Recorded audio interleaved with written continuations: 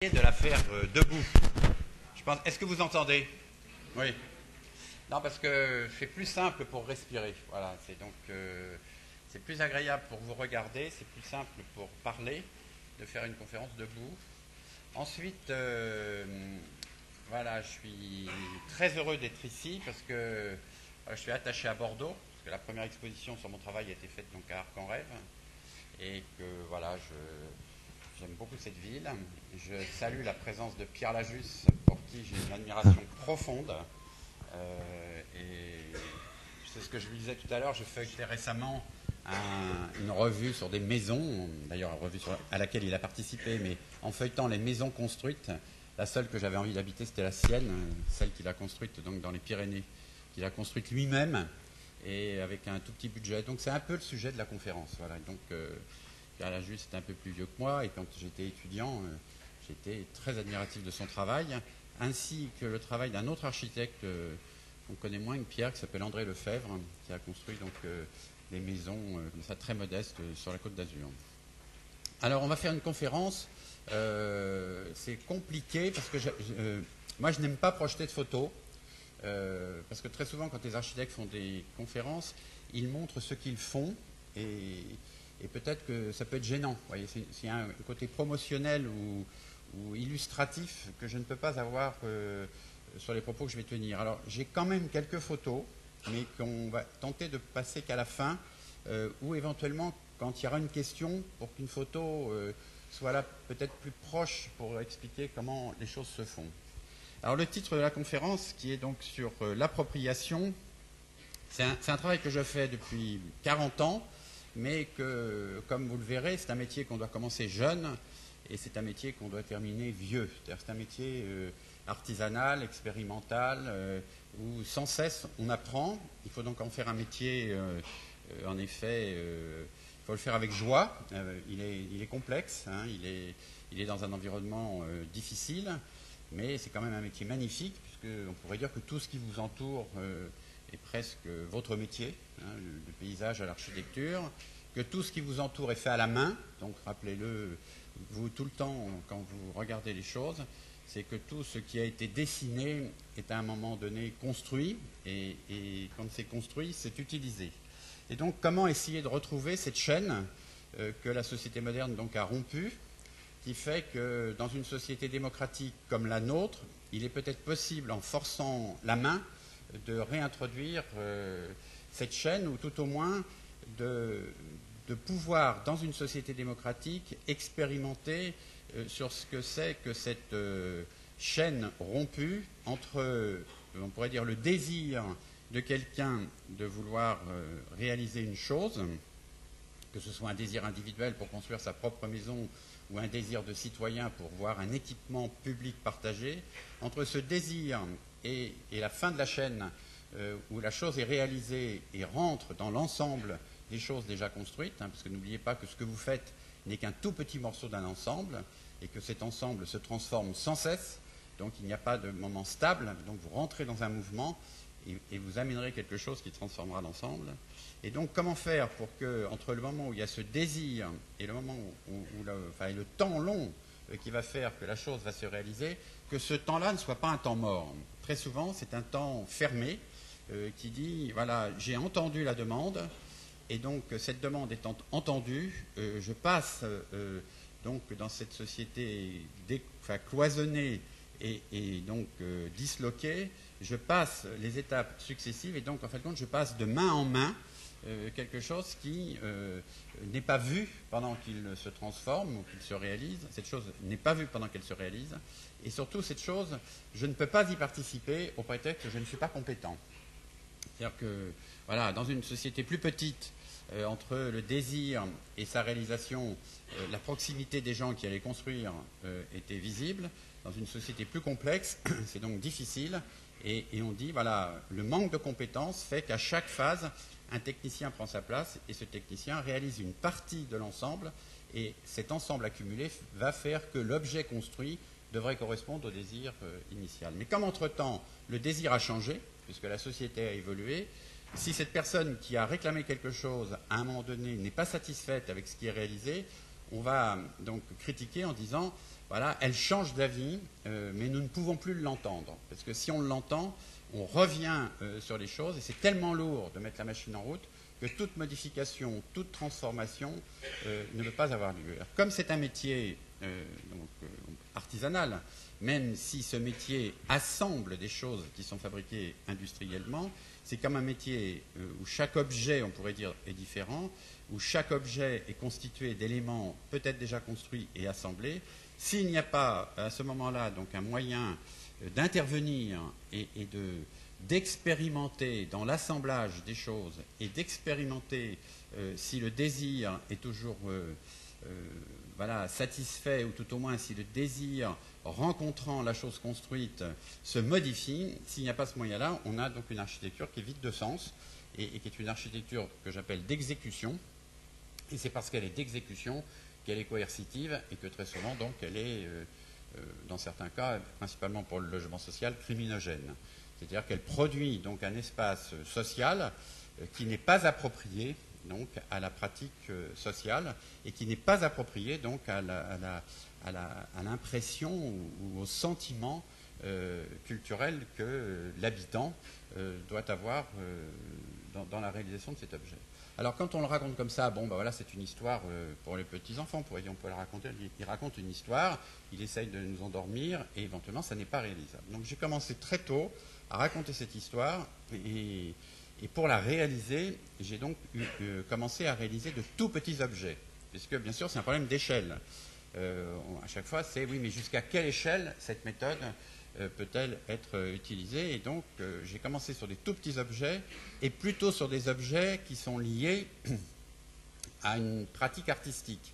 C'est-à-dire c'est plutôt de se trouver dans un processus de construction de quelque chose qui est demandé par quelqu'un qui va avoir un désir de réaliser un objet dans lequel il va travailler. C'est la raison pour laquelle j'ai principalement fait, pendant une grande partie de ma vie, des théâtres, on pourrait dire, ou tout au moins des lieux de production, de pratique et de représentation théâtrale, que j'ai fait pendant très longtemps de la construction ou de l'assistance à artistes donc faisant des œuvres monumentales dans l'espace public. Comme ces œuvres monumentales s'apparentaient plus à l'architecture sur le plan de la réglementation, c'était toujours de voir si, entre l'œuvre imaginée par un artiste et sa réalisation, est-ce que l'œuvre pouvait être conforme, avec pourtant en abordant toutes les contraintes de sa réalisation, c'est-à-dire de sa construction, trouver un entrepreneur qui construit une œuvre et non pas l'artiste qui produit lui-même son œuvre,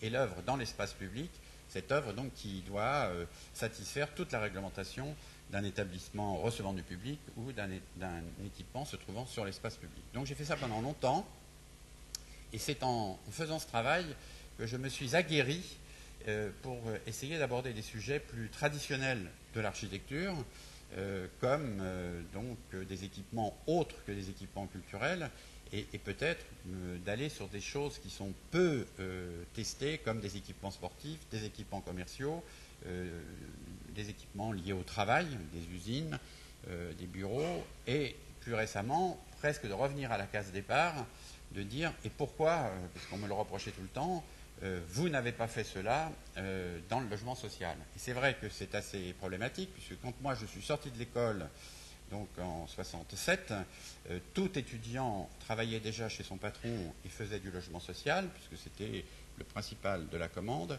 et que moi j'ai bien compris à cette époque que ça n'était pas possible de faire du logement social de cette façon, et que donc j'ai refusé de faire du logement social et même de construire des choses neuves, considérant qu'il fallait mieux peut-être partir de l'existant pour dialoguer avec une architecture existante, pour retourner éventuellement le problème réglementaire. Et donc on pourrait dire qu'après 40 ans de pratique professionnelle, je me suis dit, et si jamais maintenant je me mettais donc à faire du logement, pas social au sens peut-être où on l'entend, mais un logement moins cher qui du coup deviendrait social. Et un logement participatif qui du coup intégrerait les pratiques de ses habitants, mais non pas dans une démocratie ou une participation bavarde, qui serait que je demande aux gens de me dire ce qu'ils veulent, et j'entends mieux que les autres, parce que je pense que je ne peux pas entendre mieux que les autres, mais je mets en fin de compte le logement dans le problème social qu'il doit résoudre, c'est de placer quelqu'un dans un environnement harmonieux et qu'éventuellement le temps perdu du chômage ou le temps long de l'architecture, ce temps long que j'installe maintenant sur tous les chantiers, est un temps qui permet donc de rentrer dans le processus de construction et de conception, dans un temps long, mais qui n'est pas obligatoirement le temps tel qu'on l'envisageait à une certaine époque, comme le maçon ou l'autoconstructeur. C'est plus que l'autoconstruction. Donc on va aborder ces sujets. Alors, c'est pour ça que j'ai appelé cette conférence donc l'appropriation, puisque rencontrant d'énormes difficultés sur justement cette participation et on ne va pas dire de l'habitant ou du citoyen ou du constructeur, parce que n'oubliez jamais que vous-même, vous êtes tout à la fois. Vous êtes en même temps architecte, vous avez été enfant, vous serez parent, et vous serez grands-parents, et vous êtes consommateur, et vous êtes en même temps un citoyen politique, vous luttez contre, et pourtant vous consommez. Vous êtes plein de contradictions, mais vous êtes tout à la fois, et vous pouvez être un utilisateur d'un logement, comme l'utilisateur d'un équipement public, d'un espace public, et de tas d'autres choses. Donc, essayons de sortir, là, au cours de cette conférence, cette image qu'il y aurait d'un côté des habitants, de l'autre des travailleurs, de l'autre des spectateurs. En fin de compte, il y a un public, où il y a tout au moins des citoyens qu'on pourrait appeler donc le public, et ce public donc se promène, et c'est donc cet état que l'on doit retrouver pour permettre justement que nous prenions tous notre place et que le meilleur d'entre nous se révèle de manière infime, vous voyez, non pas toujours dans la pyramide, le meilleur c'est celui qui a le plus de diplômes, ou le meilleur c'est celui qui fait mieux les choses, et ainsi de suite. Donc ça peut paraître comme ça très compliqué, mais voilà, ça ne l'est pas, et en plus c'est vrai, c'est joyeux.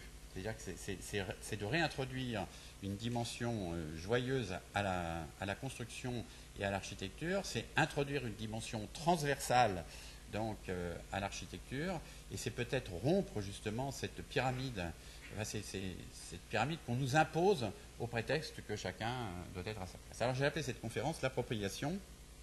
Comme je n'arrivais pas tout à fait à me faire comprendre, puisque ça marchait pour éventuellement s'approprier l'œuvre de quelqu'un pour la réaliser, ça s'adaptait pour éventuellement construire le plateau d'un artiste qui veut mettre en scène et tout, mais ça n'était pas adaptable pour le logement social. Donc j'ai commencé à faire une chose, si vous voulez, un peu provocatrice, et c'est à ce moment-là d'ailleurs que, juste après l'exposition Arc en Rêve, on m'a proposé, c'est toujours comme ça dans la vie, il faut attendre 40 ans pour qu'on propose tout en même temps, et que vous êtes obligé de refuser, on m'a proposé donc d'être le représentant de la France à la Biennale d'architecture de Venise.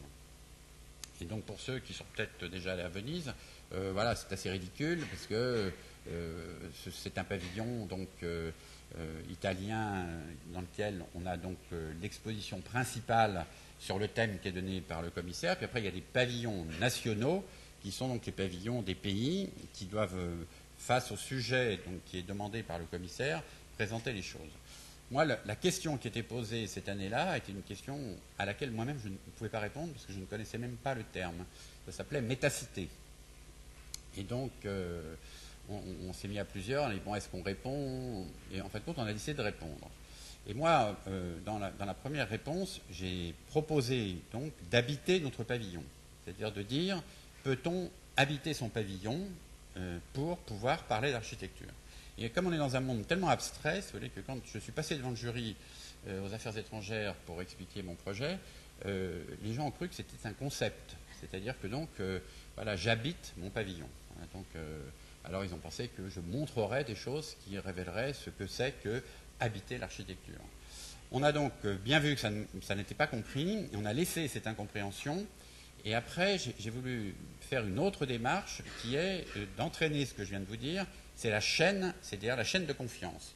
Peut-on recevoir une commande et la donner à un autre, puisque quand on réalise une architecture, il y a bien un moment donné, entre la conception, la construction, sa réalisation et son usage, il y a bien sans cesse une chaîne de transmission qui fait que tout cet ensemble Si la confiance n'existe pas, l'objet ne peut pas exister. Donc j'ai tout de suite proposé, entre nous, qu'on donne à d'autres le pavillon de la France. Que comme si moi, après qu'on me l'ait donné à la fin d'une carrière professionnelle, je la donne à quelqu'un qui ne peut pas accéder à cette commande. C'est-à-dire que est-ce que je peux me remettre dans une disposition moi-même de filtre et de confiance. Donc je l'ai donné à des anciens étudiants que j'avais eus et qui étaient donc diplômés et qui commençaient à travailler et qui étaient constitués en groupe, comme on peut le faire toujours quand on commence, et j'ai donc décidé de le donner au groupe Existe.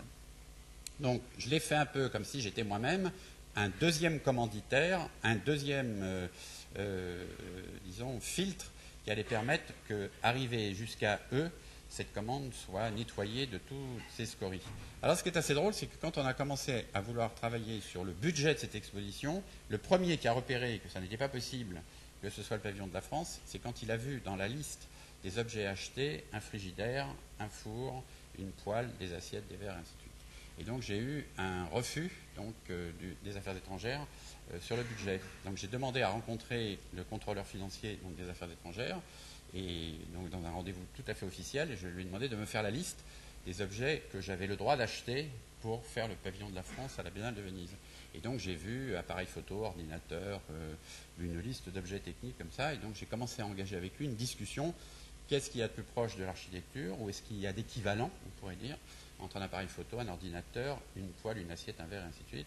Bon, comme la personne était intelligente, au bout d'un certain temps, elle a dit, bon, je laisse tomber, achetez-vous un frigidaire, un verre, et ainsi de suite. Et donc on a pu meubler le pavillon de la France comme une maison, et comme les jeunes avec lesquels je travaillais, eux aussi, ce terme de méta-cité, qui était donc cette cité voilà, un peu proliférante, et que le thème était tellement compliqué, il y avait beaucoup de pavillons d'autres pays qui avaient critiqué ce sujet de Burdett. Burdett voilà, avait décidé de changer un peu, d'assouplir la demande, mais nous, entre-temps, on avait travaillé, et quand je suis retourné à Venise pour lui expliquer, je lui ai dit, écoute, nous, on va appeler ça Metavilla. Donc, c'était en même temps un jeu de mots, on pourrait dire d'analphabète, voilà, Métavie ici.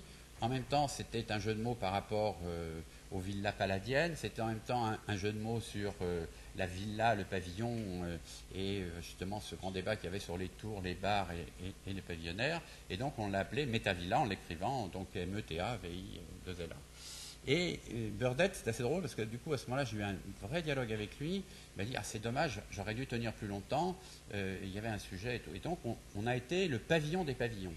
C'est ce que je voulais un petit peu obtenir. C'était que ce pavillon de la France soit en même temps le pavillon des pavillons, puisque je ne supportais pas qu'il y ait des pavillons nationaux et que ces pavillons nationaux, alors qu'on n'arrête pas de parler de l'Europe, l'Europe, quand elle se représente dans une manifestation internationale, elle se représente en pays séparés.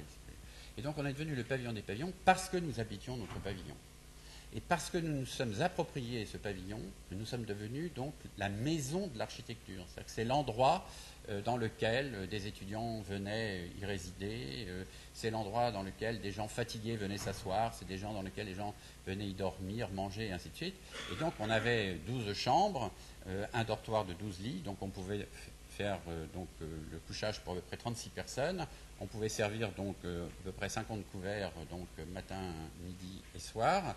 Et puis on avait donc programmé la moitié du pavillon sur 3 mois, parce que le problème aussi des pavillons, c'est que les architectes viennent le premier jour, le jour du vernissage, et après disparaissent. Après il n'y a plus que des gardiens. Nous, l'obligation, c'était la permanence donc de notre équipe dans le pavillon de la France, alterner une semaine les enfants, je les appelais, donc mes ex-étudiants, et une semaine moi. C'est-à-dire qu'on se croisait le samedi, on se passait les clés.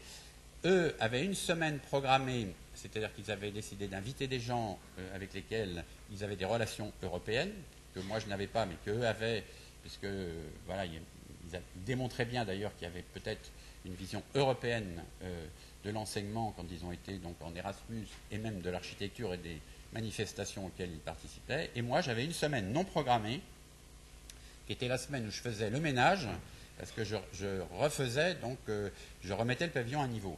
C'est-à-dire donc je faisais le lavage des draps, des serviettes, le ménage, l'achat des courses, un peu comme si de me voir dans mon pavillon, c'était le remettre en état pour qu'il refonctionne, pour que d'autres se le réapproprient. Alors, ce qui est assez drôle, c'est que moi, il y a des gens qui se sont appropriés ma semaine, parce qu'il y a des gens qui avaient un peu mal au cœur de me voir laver, parce que j'étendais mon linge, voilà, donc sans cesse, ils passaient en disant c'est pas propre pour la France. D'accord, et moi je lave mon linge. On réparait, en général, le sauna était abîmé, la douche était abîmée, on avait une petite piscine, elle fuyait, et ainsi de suite. Donc il fallait remettre en état l'informatique, enfin, parce qu'on avait un bureau pour travailler, et laver les draps, hein, c'était assez important, faire les courses. Et donc, du coup, c'est assez drôle. Moi, j'ai eu une appropriation vénitienne de gens qui ont commencé à dire mais peut-être que le pavillon de la France est la maison qu'il nous manque à Venise. Les jardiniers sont fermés toute l'année et ouverts qu'au moment de l'exposition. Donc, c'est un jardin qui est fermé aux Vénitiens. Et en même temps, une maison non programmée, c'est-à-dire une maison qui n'a pas de destination, mais dont la seule destination est l'hospitalité, disons, où on ne pose aucune question. On a eu, c'est assez drôle, presque tout ce qui existe dans une société. Celui qui a raté son vaporetto et qui ne sait pas où coucher, celui qui n'a pas de travail et qui voudrait bien m'aider à faire le ménage, donc du coup en échange du ménage, il avait droit donc au gîte et au couvert. Et on a eu comme ça, en fin de compte, presque des contacts avec des associations caritatives de Venise et avec en même temps des très grands de Venise. J'ai une princesse vénitienne qui est venue un jour et qui m'a dit mais vous balayez mal, vous allez avoir mal au dos en balayant comme ça. Alors, je lui ai demandé qu'elle me montre comment balayer. Donc, en plus, elle porte le nom de là où il y a la cité de l'architecture, elle s'appelait Demain. Et donc, elle me montre comment balayer. Après, elle m'explique qu'elle fait du yoga. Donc, du coup, après, elle a fait venir son professeur de yoga. Donc, on a fait du yoga. Après, donc, on a les Anglais, les Allemands qui s'ennuyaient dans leur pavillon, qui sont venus. Les gardiens donc, du Giardini qui n'avaient pas de repas, on leur amenait des repas, venaient manger chez nous. Donc, ce qui fait qu'on est devenu non seulement le pavillon des pavillons, mais on est devenu le pavillon presque de la sécurité. Enfin, disons, on est devenu l'endroit, comme les Giardini, c'est un lieu fermé, donc la nuit, c'est un endroit un peu interlope. Donc, c'est un endroit un petit peu de prostitution, de drogue et autres. Et donc, le fait que notre pavillon soit ouvert et qu'on y fasse des fêtes, il a fait rentrer le jardin dans le droit commun. Voilà. Donc, après Venise, je me suis dit, bon, j'arrête tout. D'abord, voilà, j'étais très triste, quoi. C'est 3 mois, en fin de compte, d'un grand moment, comme ça. Je me suis fait énormément d'amis. J'ai renouvelé mes amis, on pourrait dire. J'ai renouvelé ma pensée, renouvelé mes amis. Et je me suis dit, après Venise, donc j'arrête tout. Et je m'attaque à un vrai sujet, donc, puisque moi-même, j'ai pu m'approprier les choses. Je m'attaque à un vrai sujet, mais je me le prends, donc, au niveau du logement social. Donc, c'est toujours le titre de la conférence d'aujourd'hui, c'est comment s'approprier les choses quand on est, on va dire, démuni. Alors on va utiliser différents termes qui peuvent choquer, mais on peut être démuni socialement, parce que voilà, on a été relégué, mais on peut être démuni culturellement, intellectuellement. Voilà, en fin de compte, on peut être un handicapé. Alors, on n'est pas qu'un handicapé moteur, on peut être un handicapé social, quoi. Et donc on a fait le tour des villes avec lesquelles on avait eu de bons rapports, et qui avait d'ailleurs en partie aidé au financement du pavillon de la Biennale de Venise. Et en faisant le tour de ces villes, la condition c'était donnez-nous un terrain ou donnez-nous un bâtiment existant, donnez-nous une chose impossible, vraiment totalement impossible, que vous ne pouvez pas faire, que vous ne savez pas faire, mais pour laquelle vous avez une obligation de faire. Soit c'est une obligation sanitaire, sociale, donc politique, une obligation donc de mandat même électif, c'est-à-dire qu'en tant qu'élu, vous ne pouvez pas échapper, vous fuir et vous échapper devant ce problème. Donnez-nous ce qui est impossible et on va voir si on peut le faire. Alors on a choisi trois villes parce qu'il fallait qu'il y ait cette conjonction et la chaîne complète. Il fallait qu'il y ait l'accord du politique et non pas de faire dans un coin contre le politique. Il fallait que le politique ose déléguer une partie donc de son pouvoir à la réalisation de cette opération. Et donc on va aborder un peu le sujet, c'est compliqué. Après, il fallait qu'il y ait un opérateur technique qui avait, disons, par mandat, l'obligation de faire, mais qui n'avait plus les structures pour faire, qui n'avait pas, en fin de compte, qui n'avait plus...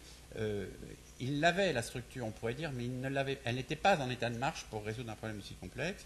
Et après, donc, il fallait qu'on ait quand même disons une complicité culturelle, soit dans une ville dans laquelle on avait nous-mêmes un artiste, un metteur en scène, un plasticien, un intellectuel, une université, un centre de recherche. Il fallait qu'on lève vers le haut cette opération, donc il fallait qu'on ait cette complicité. Et après, il fallait que on nous donne du temps, puisque je commençais à mettre en place ce que j'appelle la permanence architecturale.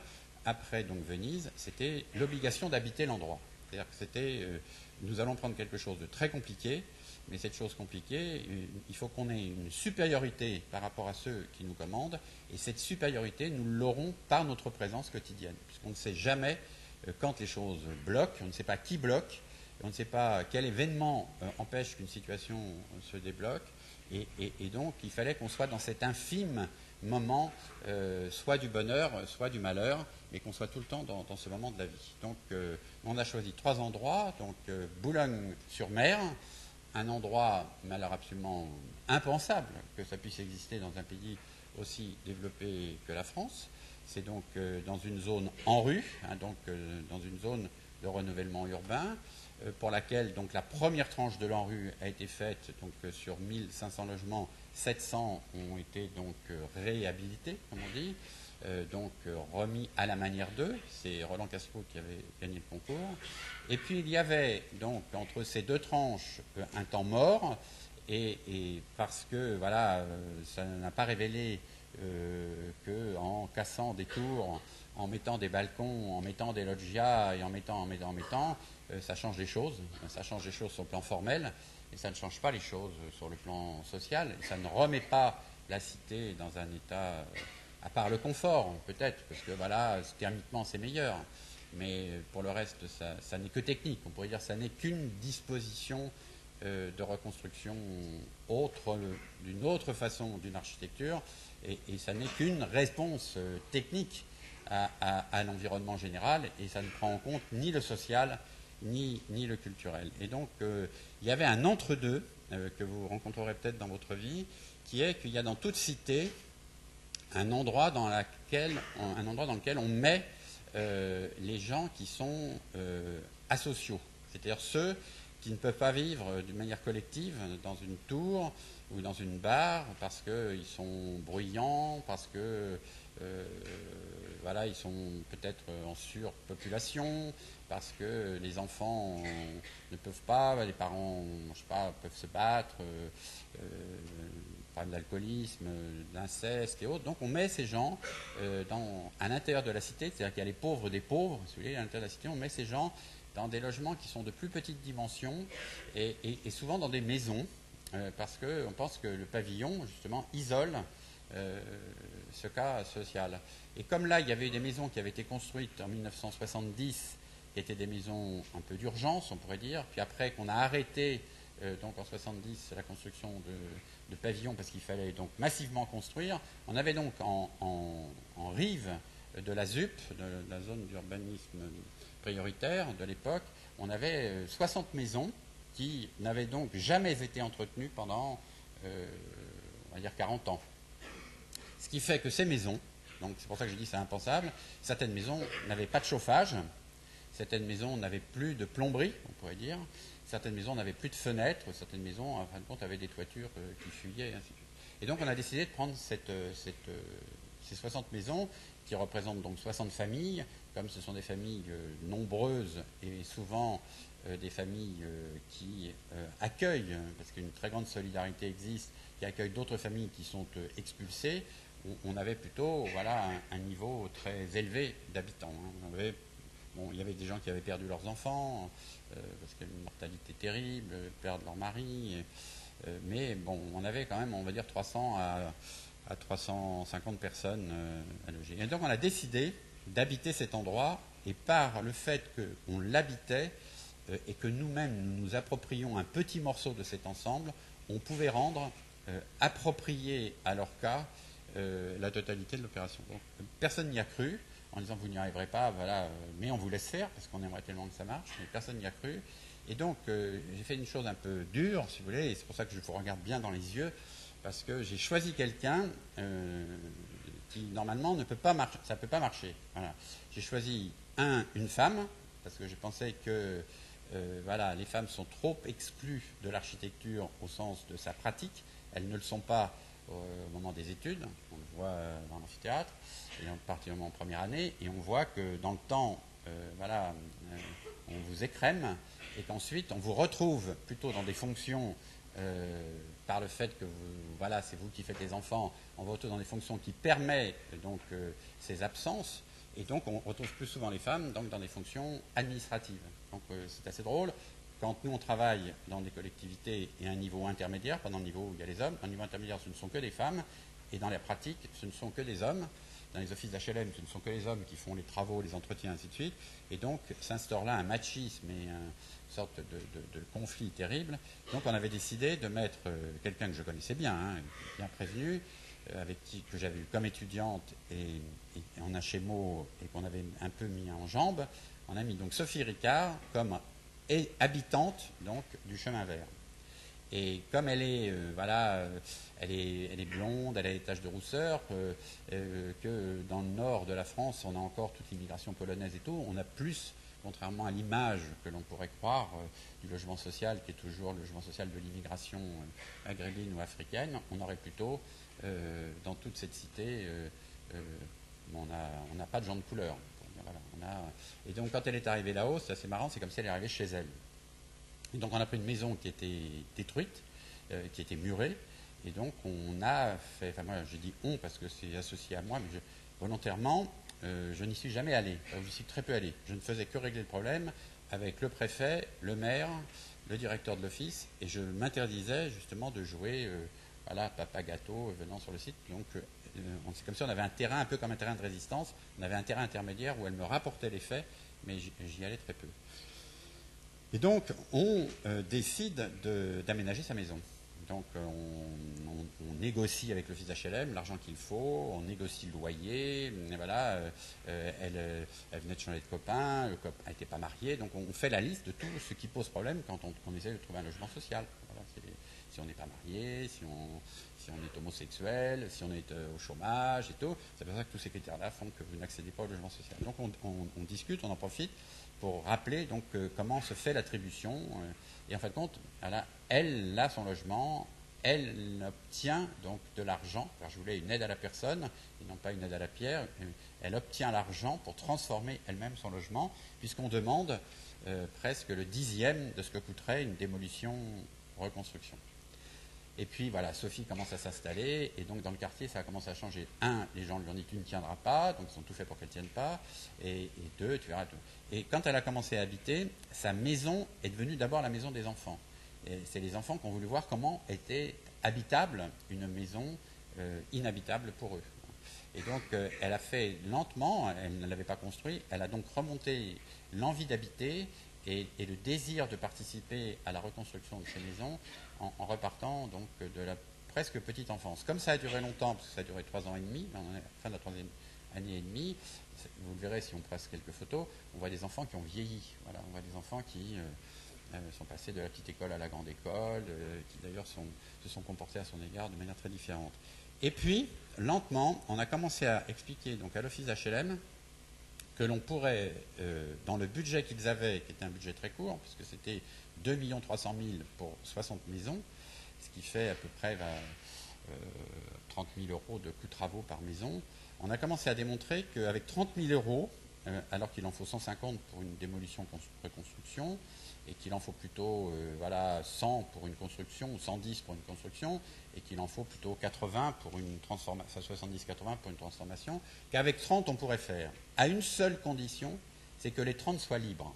C'est-à-dire que 30, ce n'est pas 30 contraints par l'usage de l'argent public, parce que ça n'est pas la même échelle 30 que 150, et que ça serait donc une sorte de liberté d'usage de ce budget dans des règles de transparence et d'honnêteté, mais d'usage, dont la règle principale était la moitié donnée à des entreprises dont c'est le métier, et la moitié donnée à des habitants ou à des habitants de Boulogne, pas des habitants de la cité, à des habitants qui, issus disons, d'un emploi industriel perdu et ayant retrouvé une activité dans une agence d'intérim, est-ce que on repasse par les métiers du bâtiment comme si ça n'était un non-métier, car très souvent c'est comme si ça ne correspondait à aucun métier, puisqu'on trouve des denteliers dans le Nord, des gens qui sont dans les salaisons et autres, qui sont dans le bâtiment, comme si le bâtiment n'avait pas de métier, et en même temps on a travaillé avec les lycées techniques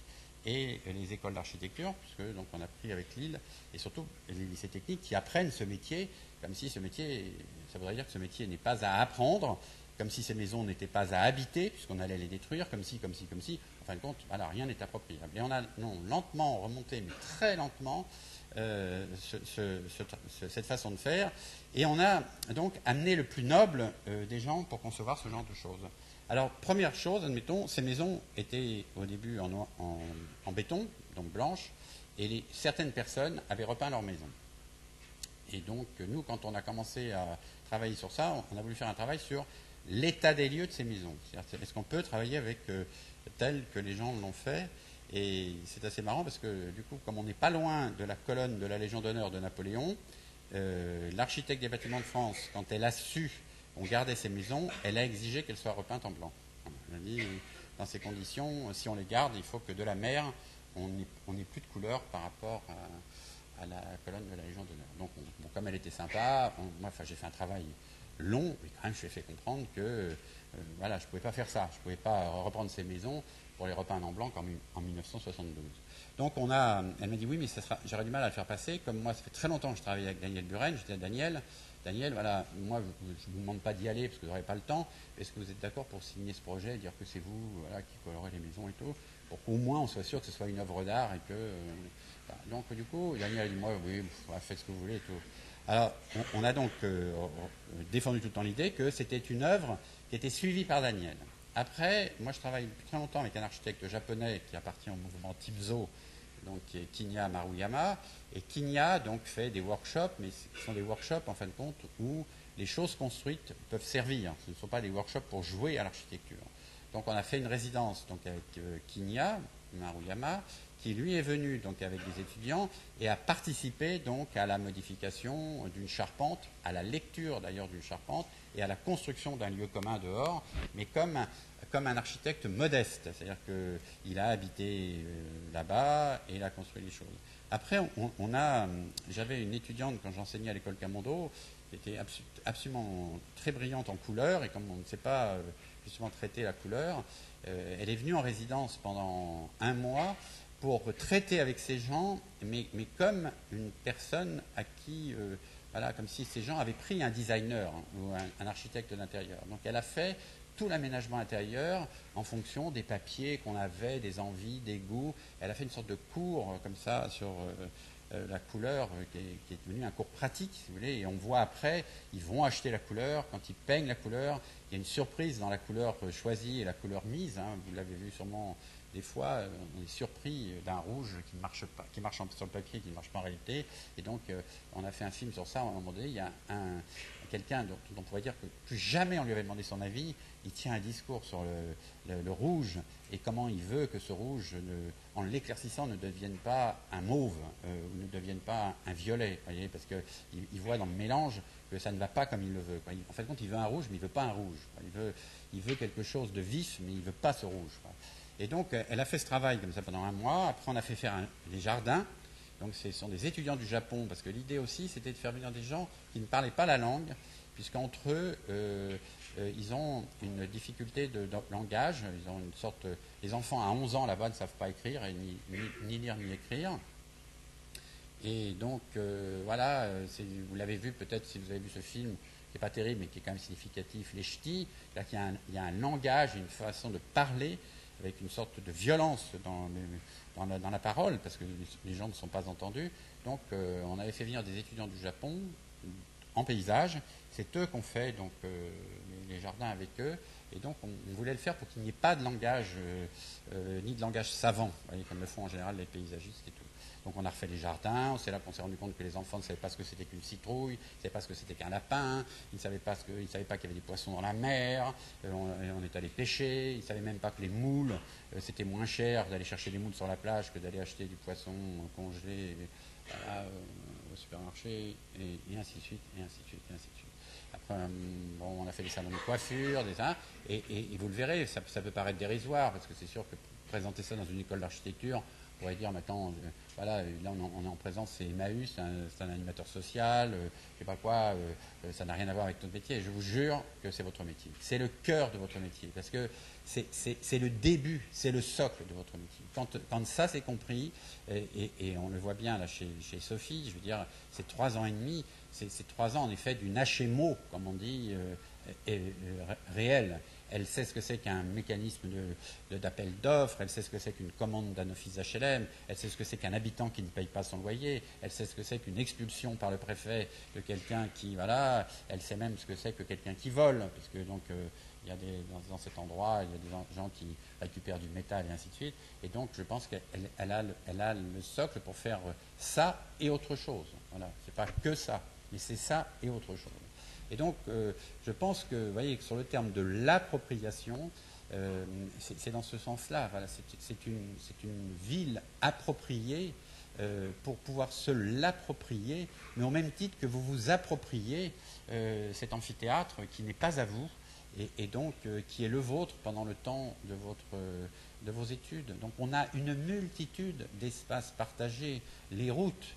Mettons, avec votre voiture, votre vélo, vous utilisez bien un espace collectif que vous vous appropriez pour un usage très ponctuel. Donc, c'est complètement faux de dire que l'architecture n'est pas appropriable.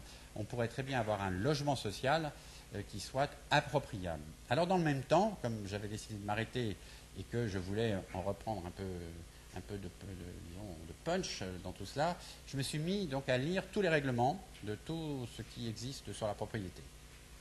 Et donc, pour être plus fort que le préfet, on pourrait dire en gros, pour avoir une arme supérieure à celle du préfet. Et donc, c'est pas que je vous le conseille, mais je vous le recommande de lire donc tous les articles sur la propriété dans le Code civil, et parce que voilà, nous vivons dans une société de droit qui est régie donc par des règles communes, donc les lois, et que donc ça n'est pas pour déroger aux lois au sens de contredire la loi, mais bien de connaître la loi qui est à notre service et de l'adapter à l'objet pour laquelle elle a été faite. Mais comme entre-temps, je vous l'explique tout à l'heure, entre le désir d'une loi qui protège sur quelque chose et la loi votée et la loi appliquée, il se passe des changements de comportements sociaux qui fait que la loi, soit c'est une nouvelle qui annule la précédente, soit c'est une jurisprudence qui interprète la loi. Et donc c'est une très belle définition dans le droit, ça s'appelle la lacune. Donc le législateur fait volontairement une lacune dans la rédaction de la loi pour que dans cette lacune, le cas isolé, le cas concret puisse rentrer, puisqu'il y a encore une porte, ça n'est pas fermé, il y a une porte pour y entrer, et il y a en fin de compte une confrontation entre la loi et le cas, et peut-être que voilà, une jurisprudence peut sortir de cela. Alors j'ai commencé à lire donc le Code civil, et donc je vais vous en pas en lire, mais je vais vous en citer 2, si vous voulez, qui sont à tomber par terre, à tomber par terre sur la remise en cause de la propriété. Alors, le Code civil a été écrit en 1804, donc on peut dire que c'est la Bible et le petit livret rouge de la République, on peut dire, puisqu'il est constamment mis à jour. Il est supérieur donc au règlement, donc il faut des fois remonter au code pour comprendre pourquoi tel règlement de sécurité ou règlement de copropriété ou je ne sais pas quoi est rédigé. Et donc il y en a un, mettons, très très beau, parce que le Code civil, il a été rédigé à une époque où la France était encore très rurale.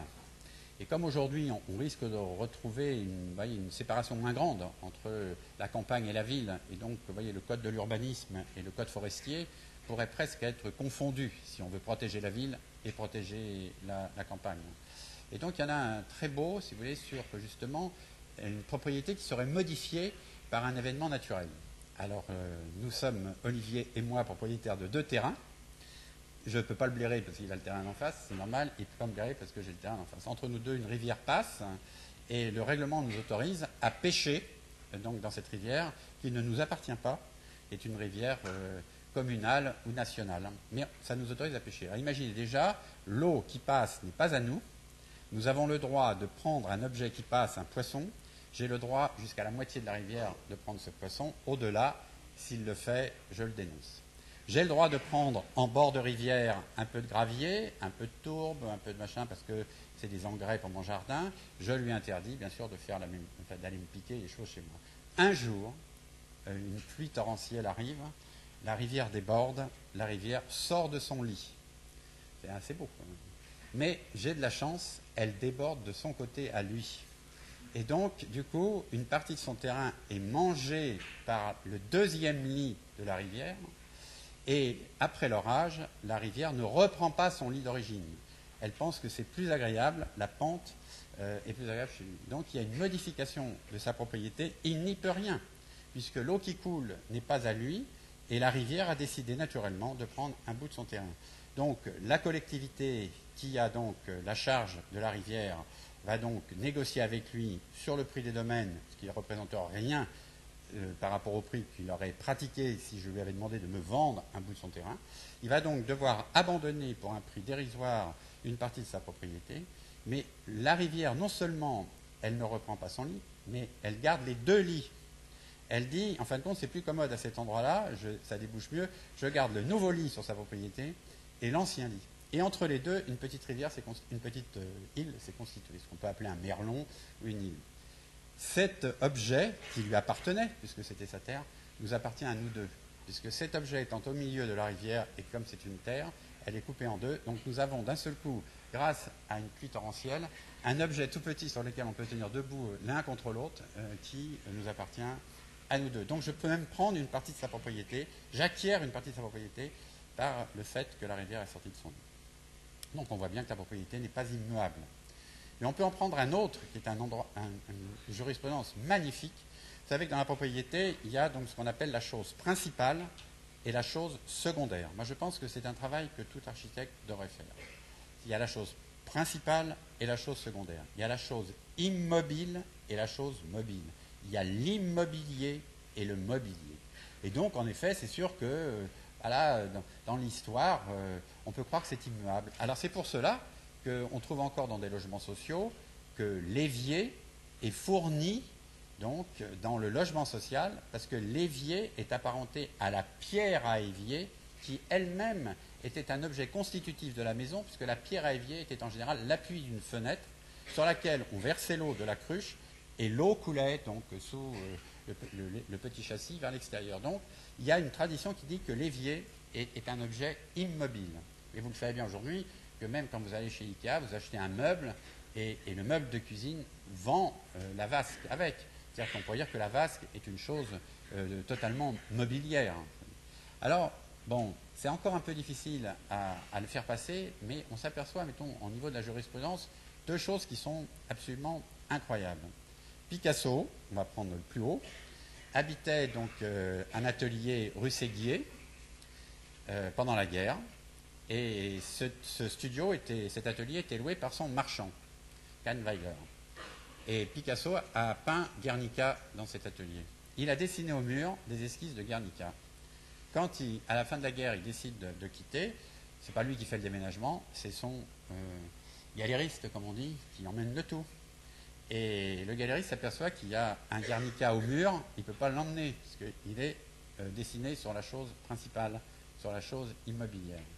Et Kahnweiler donc défend l'idée que la chose secondaire vaut plus cher que la chose principale, et que si elle vaut plus cher que la chose principale, elle a autorité sur la chose principale. Donc, il a même un droit de préférence pour acquérir le studio, l'autre ne peut pas le vendre, et ne peut même pas détruire ce qu'il y a sur le mur, parce que les choses ne sont pas séparables. Et donc, vous le lirez dans le code, quand deux matières ont été réunies, et que ces deux matières ne peuvent se séparer, c'est la matière qui représente le plus de valeur qui a autorité sur l'autre.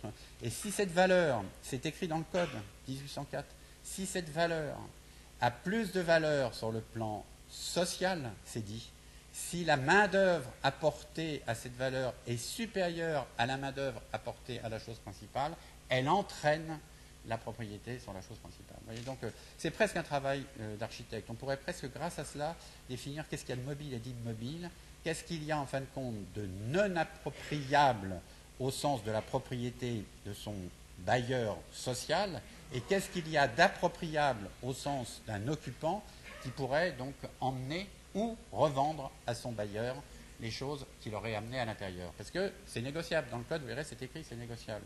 Alors, je vais vous donner deux autres exemples. Et pour moi, si je l'enseignais, je n'enseignerais que ça. vous occupez mon logement, il n'y a pas de chauffage dans mon logement, et vous décidez donc de faire vous-même le chauffage. Donc je suis dans un rapport privé, là. Je ne suis pas dans un logement social. Et du coup, vous négociez avec moi ce que vous avez dû faire dans votre vie, que vous allez installer le chauffage, en échange de quoi vous ne paierez pas de loyer pendant, on va faire la valeur, 3 mois, 4 mois, 6 mois, 1 an éventuellement. Moi, ça m'arrange, parce qu'en fin de compte, je n'ai pas envie de trouver un entrepreneur, et je vous fais confiance, et donc voilà, j'ai en même temps mon logement qui est occupé, puisque occuper un logement, c'est faire la valeur du logement. Mais vous avez donc un copain, ou une copine, qui est électricienne, et donc qui décide de vous installer le chauffage électrique. Quand vous installez le chauffage électrique, ça marche, impeccable et tout. Moi, je viens constater, je suis très content. Et tout, les locataires payent leur charge, donc ça m'est égal que ce soit plus cher que le gaz. Puis, un jour, je ne sais pas, vous partez, et vous décidez, en partant, de prendre les radiateurs, parce que moi, je ne veux pas vous les racheter. Écoutez, non, voilà, l'accord, c'était que vous deviez faire les travaux. Oui, mais je suis parti avant, ça, je m'en fous, c'est votre problème. Donc, je récupère le chauffage. Vous démontez les radiateurs électriques, je vous attaque, on passe au tribunal, vous gagnez, parce que le câble est souple. Mais votre copain était plombier et vous avez installé un chauffage au gaz et donc le tuyau est rigide, il est ancré, le radiateur est ancré dans le mur, vous démontez le radiateur et la chaudière, je vous attaque, je gagne parce que le tuyau est rigide. Voilà. Donc je pense que c'est... vous voyez, il y a quelque chose. Hein. Ça pourrait, quand on voit, voilà, cette gaine est souple, voilà, est-ce que celle-ci peut être emmenée ce rideau est souple et tout. Et je pense qu'on pourrait presque faire un logement, et c'est ce que j'appelais une accession progressive à l'appropriation, qui permettrait presque d'avoir un épargne fléché, qui permettrait que toute personne dans son logement, parce qu'il l'entretient, enrichit le propriétaire, et quand il le quitte, c'est cette épargne-là qu'on lui rend. Parce que comme vous le savez, c'est le livret A de la caisse d'épargne qui permet de financer le logement social, encore une fois par une chaîne infernale qui ne reviendra pas obligatoirement sur le logement que vous occuperez, et on pourrait avoir en fin de compte un épargne fléché qui permettrait que, ayant l'autorisation de participer à la construction des choses, vous puissiez donc récupérer la valeur que vous avez rajoutée. Voilà, donc parenthèse, mais c'est pour vous dire, si vous voulez, que ça peut paraître con comme ça de mettre des gens qui font de la peinture, mais sincèrement, je vous jure que ça remet en cause absolument tout. Ça remet en cause le droit, et ça remet en cause le droit mal appliqué pour être un droit humain, et ça remet en cause, disons, cette attitude négative que l'on a vis-à-vis de l'occupant, considérant que cet occupant donc n'a aucune compétence. On le voit chez le plus dézingué, comme on dit, tout existe encore. C'est infime, mais tout existe encore. On est en présence d'un citoyen fantôme, qui est devenu un citoyen pour certains consommateur et pour d'autres totalement donc isolé. On a des citoyens violents, parce qu'on ne peut être que violent face à cette situation, mais on a des citoyens dont la richesse existe encore. Et donc c'est de cette richesse-là que vous devriez, avec laquelle vous devriez travailler. C'est cette richesse sociale, c'est cette richesse humaine qui, en fin de compte, n'est que l'architecture. Puisque pourquoi on construit? Pensez bien qu'on ne construit pas simplement pour faire des cartes postales et machin, qu'on construit quand même parce que des hommes ont décidé de vivre ensemble, parce que des hommes ont décidé de se protéger, parce que des hommes ont décidé de montrer ce qu'ils savaient faire, parce qu'en même temps tout ça, ça doit être beau. Vous comprenez, le beau est complètement évacué de tout prétexte que voilà, ça coûte cher, ou que ça n'est pas l'objet, ou que les politiques ne sont pas concernés par le beau. C'est faux. D'ailleurs, pourquoi le Front National s'attaque tant à l'art, tant à la modernité, tant au beau? C'est parce que de l'autre côté, nous ne sommes pas présents sur la beauté des choses, la joie des choses, le bonheur des choses. Il faut prendre ce terrain-là. Il ne faut absolument pas considérer que c'est inexploitable. Et l'immigration, c'est la richesse de ce beau. La preuve, c'est qu'on voyage pour aller voir leurs architectures. Et on va chercher des modèles, je ne sais pas quoi, scientifiques débiles en terre crue et je ne sais pas quoi. On avait des architectures en terre crue et on va visiter des pays dans lesquels on construit en terre crue, et c'est ces mêmes personnes qui construisent nos logements, on ne leur demande pas leur avis. Il faut quand même à un moment donné remettre un peu les choses à leur place. Donc voilà pour l'appropriation de Boulogne. Et je vais en donner une autre à l'extrême, parce qu'après j'ai voulu travailler sur la vieillesse. Moi-même, vieillissant, je pense à moi-même, parce que, si vous voulez, c'est un grand sujet que vous allez devoir supporter. Par le paiement des retraites, donc voilà, vous allez avoir, on peut rentrer en conflit. entre générations, et par le logement. Parce que ce qu'on oublie complètement, c'est qu'il y a eu une construction massive de logements sociaux qui ont été attribués à des gens jeunes dans les années 60, qui maintenant ce sont des personnes âgées. Et vous devriez vous poser quand même cette question. Est-il normal que quelqu'un qui arrive à la fin de sa vie et qui a habité donc un logement social ou un logement modeste, on pourrait dire, soit chassé de chez lui au prétexte que son mode de vie ou son état familial ne correspondent pas à la fiche ou aux critères d'attribution du logement social. J'en donne simplement un. Vous êtes mari et femme, vous avez des enfants, les enfants s'en vont, ou certains restent encore avec vous parce qu'ils ne trouvent pas de logement ailleurs, l'un des deux meurt. Faut-il pour autant redescendre d'un cran et d'un F3, F4 ou F5, je ne sais pas comment on redescend un studio au prétexte que c'est une petite famille. C'est-à-dire qu'on va déplacer des populations âgées avant qu'elles ne meurent, en les retirant de toute racine et de toute trace que ces gens auraient laissé dans leur logement. C'est inadmissible. C'est un crime. C'est un déplacement criminel. Et donc, il ne faut pas s'étonner qu'il y ait donc une inappropriation du logement social, qu'il y ait une violence sociale, parce que même si ça n'est pas dit, si vous voulez, c'est perçu. L'angoisse, nous les gens pour lesquels on travaille, c'est une angoisse permanente. Est-ce que je vais pouvoir rester dans mon logement alors que je viens de perdre mon mari? Vous vous rendez compte? Comment peut-on se poser cette question? Parce que l'allocation que cette personne va toucher ne permettra pas qu'elle continue à payer. Et c'est inimaginable. Donc je pense que, voilà, c'est une partie de votre métier, mais c'est une partie, c'est un socle. Vous devez le tenir. Et l'autre, si vous voulez, c'est une troisième expérience qu'on a faite, c'est de voir pourquoi les plus pauvres vont habiter la campagne en n'aimant pas la campagne. C'est un mouvement totalement différent de ce qui a existé jusqu'à maintenant. Nous, à notre époque, on quittait la ville par rejet de la ville pour certains, pour habiter la campagne, pour avoir une vision écologiste de sa vie. Et aujourd'hui, en fin de compte, quand on quitte la ville, c'est parce qu'on est exclu de la ville et que le foncier étant moins cher donc à la périphérie, on va habiter la périphérie pensant qu'on sera en autosuffisance alimentaire, alors qu'on n'est pas du tout paysan, on ne sait pas cultiver.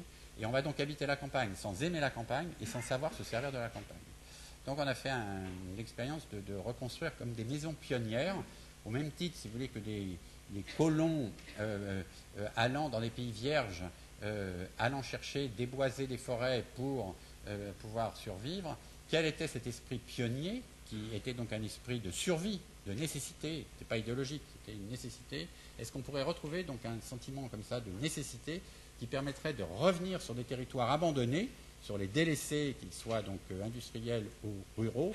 Il y a énormément de délaissés. Et est-ce qu'on pourrait donc, sans changer le règlement de ce délaissé, lui permettre d'accueillir justement cette renaissance peut-être d'une population qui, par nécessité, ira à la campagne, et peut-être c'est elle qui nous sauvera. Peut-être, on ne sait pas, mais moi, je pense qu'il y a un travail à faire. Donc on a fait un travail en Ardèche pour une toute petite commune de 200 habitants. Est-ce qu'une commune de 200 habitants peut être un maître d'ouvrage d'un logement social? On a mis 3 ans pour pouvoir avoir le droit de construire, puisque comme elle est trop petite, elle n'avait pas les moyens d'emprunter. Après, elle n'était pas labellisée pour emprunter à des taux bas à la caisse de dépôt et consignation, donc elle ne pouvait pas avoir un prix de sortie d'un loyer bas. Et donc cette commune a mis 3 ans pour se battre et pour démontrer que voilà, elle était dans son droit républicain de construire un logement bon marché, et que la construction de ce logement bon marché pouvait sortir justement des normes telles qu'on les définirait pour un logement social de ville ou de périphérie, mais pas de campagne. Et donc on a expérimenté là presque un logement dénormé, on pourrait dire, ou renormé à son nouvel usage, contextualisé, je pourrais dire tout simplement, grâce en fin de compte à un travail politique que cette commune a fait vis-à-vis de ses tutelles. Voilà. Donc ça, c'est les 3 exemples. Et pour finir, puisque là, donc, maintenant, après avoir fait ces 3 exemples, ayant démontré que c'était possible, je vous le laisse. Donc prenez-le, copiez-nous. Mais par contre, je réinvente une nouvelle chose à laquelle je vous associerai peut-être. C'est que du coup, je me suis dit, mais pourquoi l'université est-elle aussi fermée? Et même si là, je suis assez d'accord qu'il fallait ouvrir les fenêtres plutôt que d'allumer la lumière. Donc on pourrait presque faire une conférence sans micro et peut-être avoir un amphithéâtre sans chauffage. On pourrait peut-être s'habituer à cela, et en étant mieux isolé, mieux éclairé, et ainsi de suite.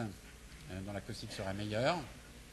On aura peut-être à le vivre, mais c'est de faire peut-être comme pour les laboratoires d'anthropologie. Est-ce qu'un laboratoire du Collège de France peut être, est-ce que Lévi-Strauss ou Maurice Godelier ou Jean Rouch ou d'autres, est-ce qu'on pouvait rester au Collège de France pour étudier le cas sur lequel nous étions le plus pointus? Eh bien non, voilà. Il y a obligatoirement des laboratoires dehors. Et ces laboratoires dehors, ce ne sont pas des laboratoires pour faire à la manière d'eux, c'est des laboratoires obligatoirement sur le sujet. Et donc, je mets en place, là, à partir du 1er janvier 2013, ce que j'appelle une université foraine, dont le principe, c'est que l'université a son lieu d'origine, mais elle a un autre lieu, dont le lieu est défini par l'objet qui est à traiter, et non pas parce qu'elle doit être dehors. Donc, comme c'était compliqué, j'ai fait la même chose que pour le logement social. Je suis allé voir donc les maires pour lesquels ma méthode ou notre équipe n'inquiétait pas. Donc, on a eu peu de réponses. Puis on a eu donc la mairie de Rennes, parce qu'il fallait que ce soit une grande métropole, il fallait que ce soit à une échelle intéressante.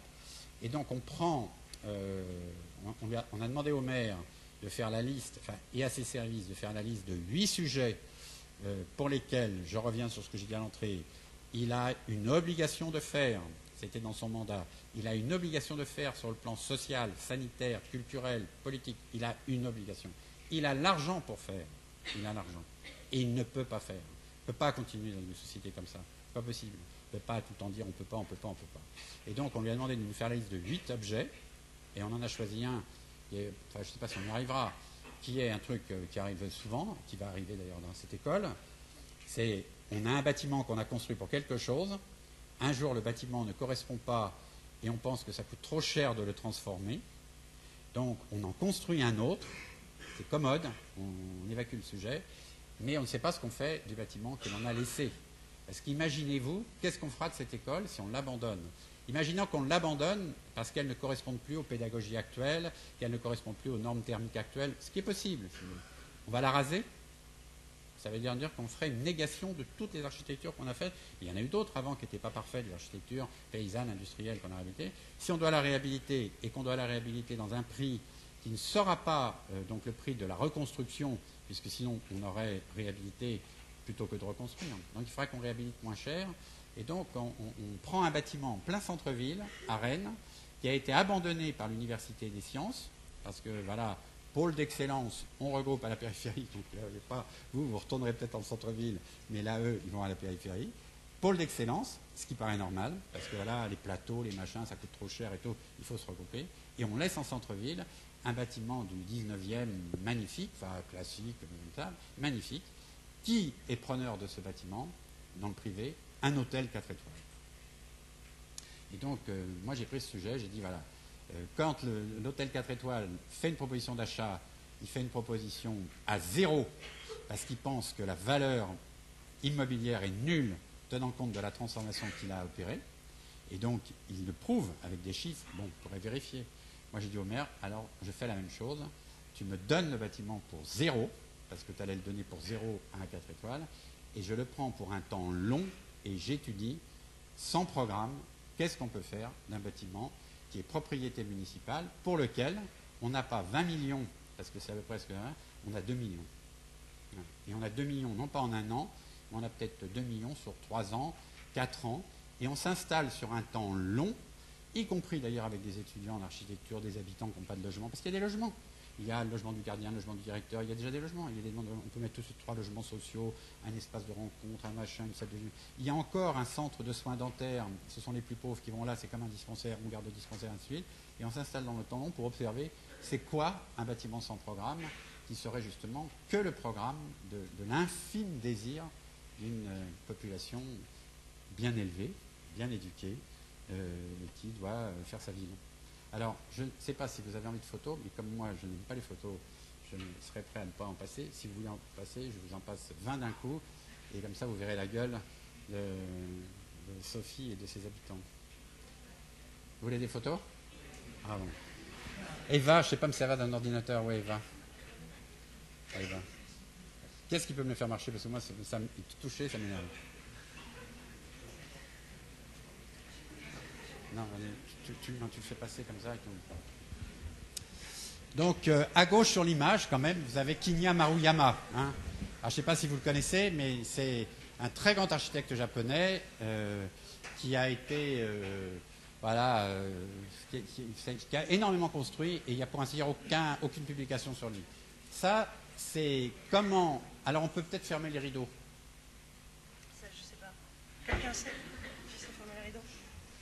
C'est là, c'est là, c'est là. Là, c'est droite, gauche. L'autre côté, il est fermé.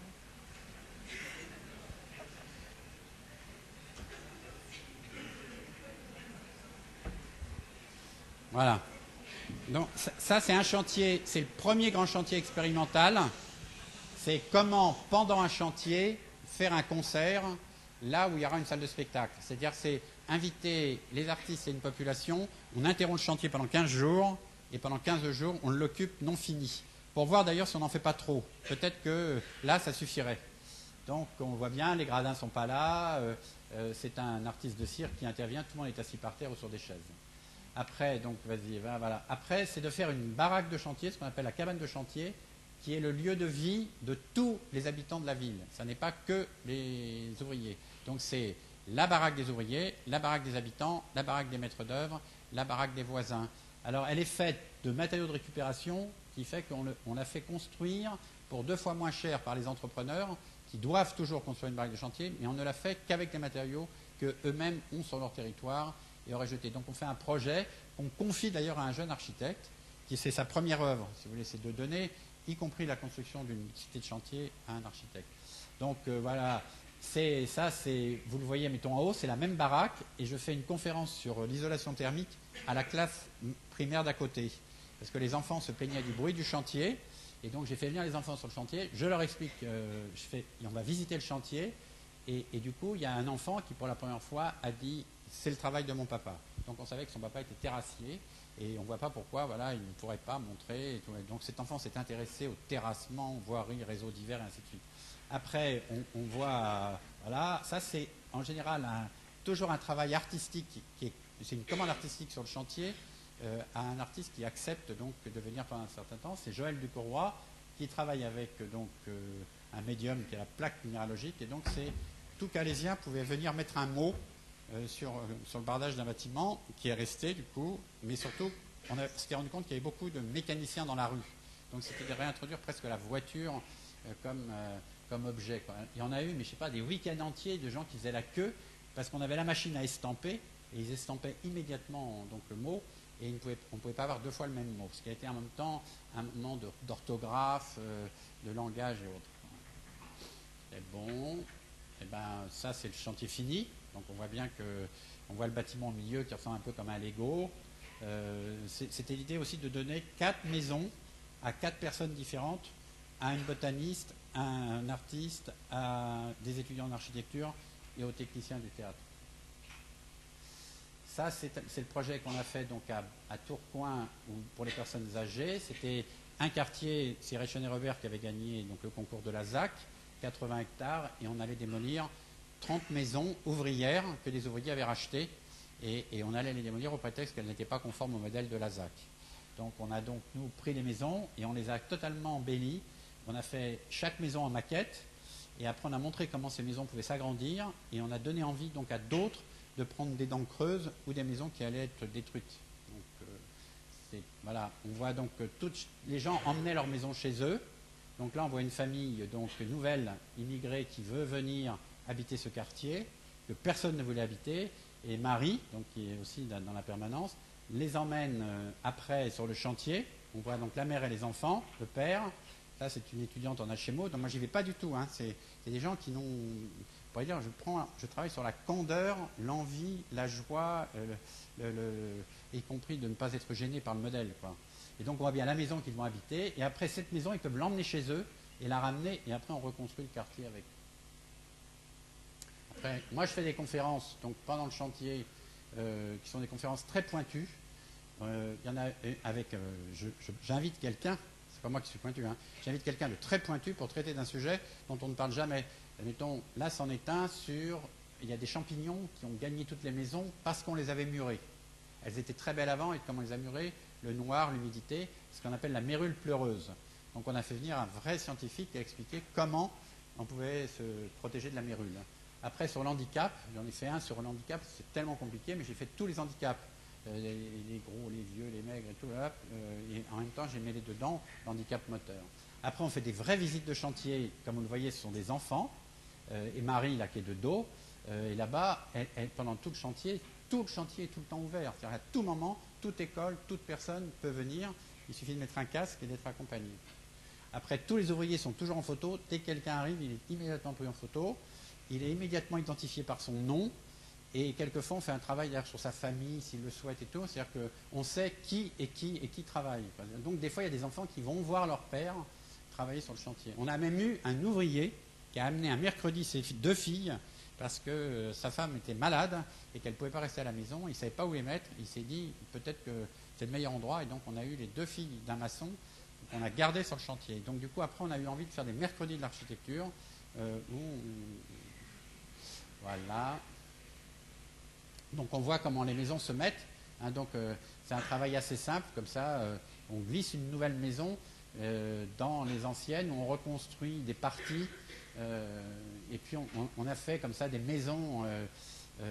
Au lieu de faire une maison témoin, on a fait une première maison, on l'a donnée tout de suite à quelqu'un pour laquelle on a demandé la moitié du prix du loyer. En échange de l'autre moitié, elle faisait visiter le chantier. C'est-à-dire que c'était de mettre en mouvement le premier habitant. Voilà son jardin. Après, les gens ont récupéré toutes les clés. Ça, c'est Sophie Ricard à Boulogne-sur-Mer. Donc, moi, je ne savais pas qu'elle savait jouer de l'accordéon. Et donc, qu'elle avait un copain qui jouait de la guitare. Et du coup, c'est comme ça que ça a commencé. Et c'est dans son jardin qu'elle a réintroduit la vie. Voilà, donc les jardins avec Kanae, donc la japonaise qui fait les jardins. Les enfants... voilà, après, donc, on a fait un chantier ouvert au public. On nous disait qu'on nous volerait tout. Mais donc, on s'est rendu compte qu'on ne pouvait pas fermer ce chantier puisque les gens habitaient. Et que donc, on s'est rendu compte que d'ailleurs, il y avait des gens qui étaient des enfants ou des cousins des habitants qui travaillaient dans une entreprise ou éventuellement dans l'entreprise d'insertion. Et on a donc réintroduit simplement, comme ça on voit bien les gens sur le pas de la porte et tout, un travail dans cet endroit. Et là, vous avez dans la maison de Sophie le repas des ouvriers. Alors après, on voit donc la maison avant, la maison après. Donc moi j'ai laissé faire complètement la couleur. C'est-à-dire qu'elle n'avait jamais eu de mots à dire, cette femme, elle est d'une tristesse. C'était horrible sa maison, l'eau pissait, on ne pouvait même pas y rentrer. Et pour la première fois de sa vie, elle a pris une douche. Voilà, c'est elle. Et ce qui est assez beau aussi, c'est qu'on a fait un descriptif, je ne sais pas si vous le ferez un jour, on a fait un vrai descriptif donc justement de candeur et d'inconnu. Comme Sophie n'avait jamais fait de descriptif, moi j'ai travaillé chez un architecte qui m'avait appris à faire des descriptifs à la main, un peu à l'américaine. Sur le plan, on indique la tâche à faire. D1, démolition, démolir ce mur. Et donc là, je lui avais raconté cette histoire, elle a fait un descriptif comme un roman photo, elle est allée chez les gens, elle a fait un inventaire, elle est allée avec les techniciens, elle a fait un inventaire, elle a fait un livre complet par maison de la famille, des objets à faire, et c'est devenu l'objet descriptif qui a permis l'appel d'offres à des artisans de répondre, et le contrat entre l'habitant et les ouvriers. Ce qui fait que quand le mec arrive, qu'est-ce que tu fais? Ah ben aujourd'hui, il vient changer le papier peint, et elle a surveillé elle-même ses travaux. Voilà, puis ça c'est l'université foraine qu'on monte à Rennes. Donc ça c'est le maire de Rennes à gauche, qui à l'époque était maire d'une petite commune périphérique, qui maintenant est devenu maire de Rennes. Et on avait donc occupé un terrain dans sa commune, et on a autoconstruit une école primaire. Donc là c'est l'époque, là je fais une réunion avec lui, je suis un peu tendu parce que je veux obtenir qu'il me donne le terrain, il ne me le donne pas, et après, au cours du repas, il parle. Et il y avait un étudiant qui avait enregistré et qui a fait la transcription de ce qu'il a dit. Et à un moment donné, il me passe commande. Donc je lui ai envoyé, je lui ai dit, écoute, voilà, je ne vais pas être vache, mais tu m'as passé commande. Il m'a dit non. J'ai dit, lis-le. Il m'a dit, oui. Voilà. Donc je t'ai passé commande. Donc, alors du coup, tu me donnes le terrain. Donc on a un terrain de 120 mètres par 120 mètres, voilà, sur lequel, on a construit une école, parce que l'école... c'est l'école qu'ils ont programmée trop petite, comme une population trop jeune. Il y a un pic pendant 10 ans, il fallait une deuxième école primaire. Donc ils voulaient mettre des algécos sur notre terrain. Donc nous, on a refusé en disant il n'y aura pas d'algéco sur notre terrain. Par contre, tu nous donnes l'argent équivalent des Algeco, on va construire des classes, et ces classes deviendront des ateliers ou des maisons qu'on récupérera quand tu n'auras plus besoin de l'école. Du coup, voilà l'école, vous voyez, on voit par rapport à la ville, et on a gardé le jardin de la voisine, qui habite en bas, là, qui a son manoir. On n'a pas démoli le manoir, nous, et la voisine, donc, son jardin, c'est la cour de l'école. Il y a juste une petite barrière en bois, et donc on n'a pas fait de cours asphaltés, terrain de foot et tout. On a fait... et donc on s'installe dans cette école là pour mettre l'université, ce qu'on appelle le campement de Romesco. On prend l'université Pasteur en centre-ville, mais on prend quand même un truc très compliqué, parce que c'est grand, ça fait à peu près 600 hectares, là, le moulin d'Apigné. Ça serait de travailler sur l'absurdité d'un règlement, c'est-à-dire que pour protéger une zone verte, on crée une zone, ce qu'on appelle une ZNIEF, une zone sensible, et parce qu'elle est sensible, elle est fermée au public. Et donc, comme elle est fermée au public, elle se détériore, elle devient très vite un lieu de non-droit, on pourrait dire. Et donc, du coup, nous, on va essayer de démontrer que pour protéger, il faut occuper. Voilà. Et donc, c'est la grande théorie, si vous voulez, d'un très grand Italien qui s'appelle Camillo Boito, qui s'opposait donc à Viollet-le-Duc et à Ruskin, qui disait que pour protéger le patrimoine, il faut l'habiter et il faut mieux réparer que restaurer. Et je pense que c'est en habitant que l'on répare, et on répare à tout niveau, on répare socialement, culturellement et techniquement. Voilà, c'est fini, et je vous laisse à une année heureuse.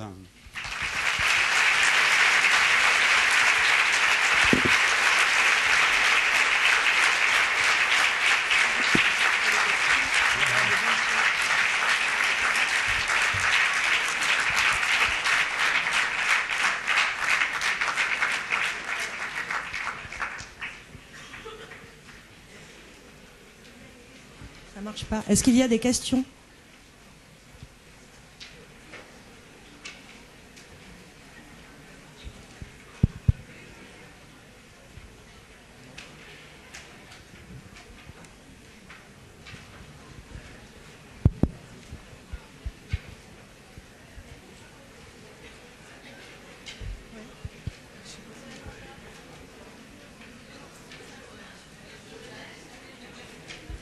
Oui, j'écoute. Merci pour votre conférence. J'aurais une question. Dans le cas où la ville a un projet sur un territoire pour une éventuelle démolition et une nouvelle construction, comment se faire entendre en tant qu'architecte pour pouvoir travailler avec le public éventuellement et retransformer un territoire ?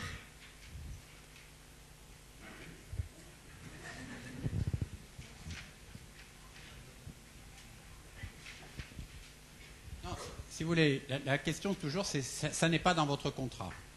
On va commencer comme ça. Avec quoi vous voulez le faire ? Vous voulez de l'argent supplémentaire. Donc, justement, c'est de toujours essayer de dire que c'est une obligation et que, voilà, on ne peut pas se poser cette question. Et donc, le faire, c'est une nécessité. Donc, dans un premier temps, c'est sûr qu'il faut le faire gratuitement. Moi, je suis pour donner mon temps. Je préfère ça que de faire des concours perdus. Il n'y a rien de pire qu'un concours perdu, parce que ce n'est même pas un objet d'émulation intellectuelle, parce qu'on ne voit même pas les concurrents, on ne discute pas avec. Donc, j'ai décidé très tôt de ne pas faire de concours. Donc, je m'attribue, on va dire, la commande. J'invente moi-même la commande. Je vais sur des sujets dont personne ne veut. Donc, du coup, allant sur les territoires, déjà, je repose autrement la question de la commande.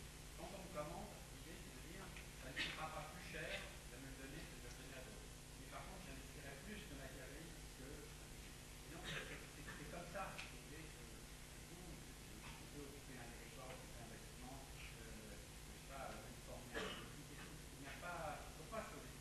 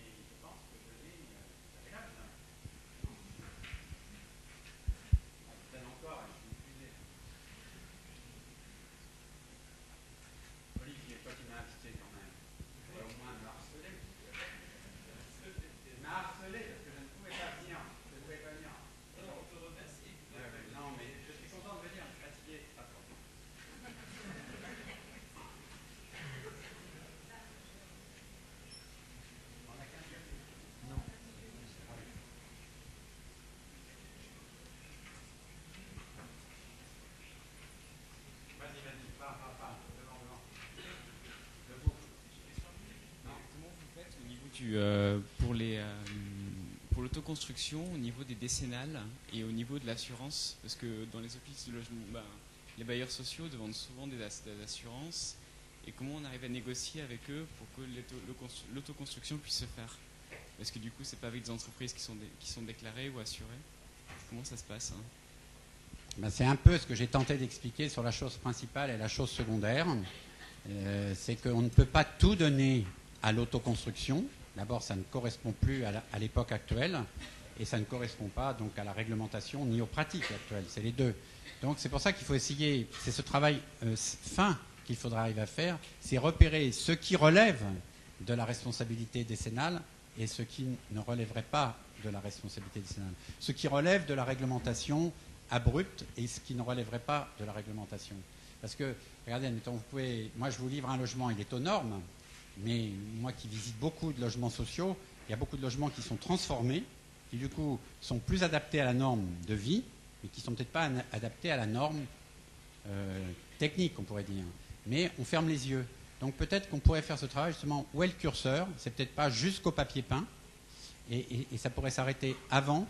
Et comme moi je suis pour l'aide à la personne plutôt qu'à l'aide à la pierre, et que déjà les gens commencent à se poser la question, c'est peut-être mieux à un moment donné d'associer la personne, on pourrait faire qu'une partie du travail dans l'allocation logement ou dans l'aide à la personne pour justement transformer ou finir son logement, parce qu'il n'est pas question de faire un logement non fini que des pauvres ne pourraient pas finir, mais peut-être de donner un complément de subvention à quelqu'un de pauvre qui pourrait, en finissant, peut-être trouver du travail, et deux, se l'approprier. Moi, j'ai même saisi, par le président de la République, mais comme je suis un peu ami avec le Premier ministre, puisque j'ai travaillé beaucoup à Nantes, quand il a annoncé les 8 millions de logements dans la conférence environnementale, c'est un scandale, parce qu'il a annoncé 1 million de logements par an qui seraient donc mis aux normes thermiques. Et c'est impossible à faire. On ne peut pas faire 1 million de logements. On pourrait éventuellement le faire si on faisait suivant ma méthode. Et pour mettre en place la méthode, il faut du temps. On ne peut pas le faire dans l'année. Et donc je pense qu'on pourrait le saisir sur ça. Il a dit 1 million de logements entre... il a parlé d'une somme assez importante, parce qu'il a dit entre 15 et 30 000 euros pour les mettre aux normes. Moi, avec 30 000 euros, je remets un logement complet. Donc on va dire, tiens, on prend cette exigence politique, qui est peut-être dans son programme, son incapacité à l'appliquer, et on pourrait faire un vrai exercice. Y a-t-il une disconcordance entre ce qu'il promet, ce qu'il dit, ce qu'il peut faire, et peut-être qu'on pourrait justement, y compris, revenir sur la décennale, parce qu'il y a plus d'une décennale sur les logements sociaux avec l'isolation par l'extérieur, dont moi j'aurais bien en discuter, mais vu l'état dans lequel sont les logements, je pense qu'on n'a pas appliqué la décennale. Hein. Non mais, je vous jure, elle veut attaquer le sujet. Il ne faut pas de préalable, il faut attaquer le sujet. Il faut tout le temps attaquer le sujet. Et il faut l'attaquer avec joie. Il faut redonner envie à toutes ces personnes qui ont une fonction sociale, publique, l'envie de travailler. C'est pas possible. On ne peut pas avoir des offices HLM où personne n'a envie de travailler, parce que, voilà, c'est pas possible. Mais voilà, c'est un travail comme ça. Mais bon, c'est un vaste sujet. On pourrait faire une conférence sur la décennale, on pourrait faire une conférence sur le désenfumage des escaliers, on pourrait faire une... Non, voilà, parce que c'est ça les sujets. Vous avez raison de poser cette question, c'est ça le sujet. Et on pourrait lire le code. Moi, je vais bien revenir avec le code.